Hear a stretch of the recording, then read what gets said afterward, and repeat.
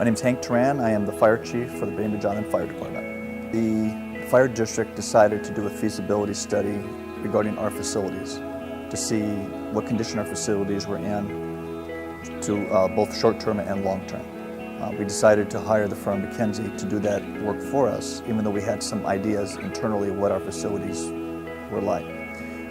We wanted them to look at all of our facilities independently to see where they stood, as well as the possibility of a public safety building where we would broach the idea of combining the fire district with the police department to allow for some efficiencies. The summary really is that none of the facilities today meet accessibility standards for a new facility.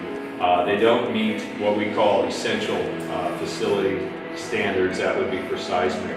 So in a heavy seismic event, facilities like this and the police station need to be not just stand up and safely get people out, they need to be operational.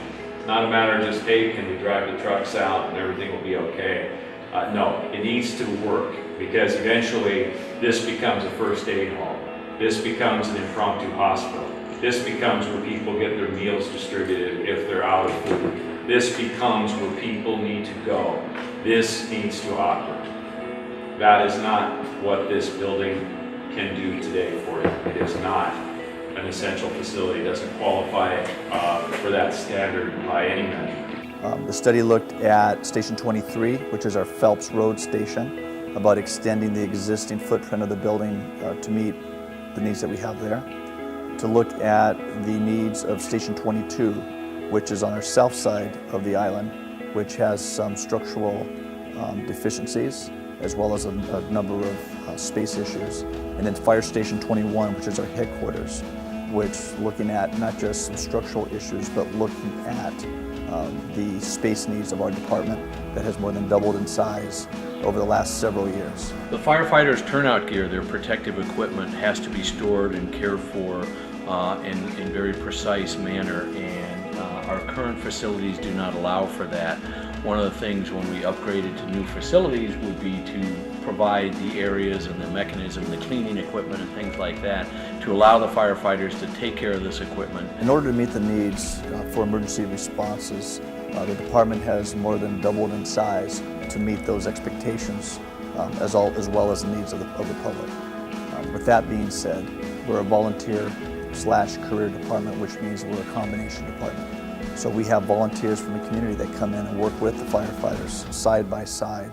So we need to have space in our fire stations to allow for them to come in and be part of the shift. We need bed space for them. We need adequate space so that they can contribute to our staffing models. Health and wellness is important in the fire service.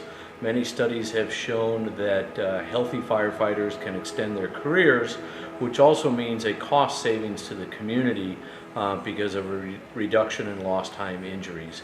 Two of our stations do not have adequate health and wellness facilities.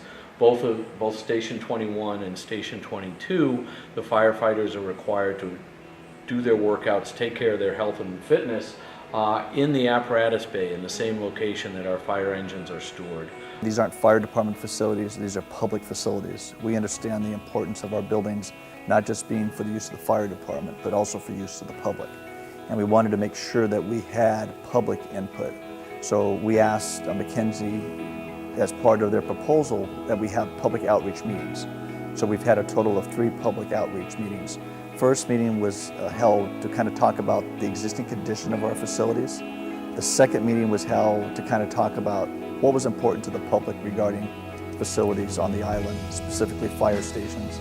And then third was to bring both those meetings information together and have really a meeting where we were actually able to put our thoughts into pictures showing what those facilities would look like.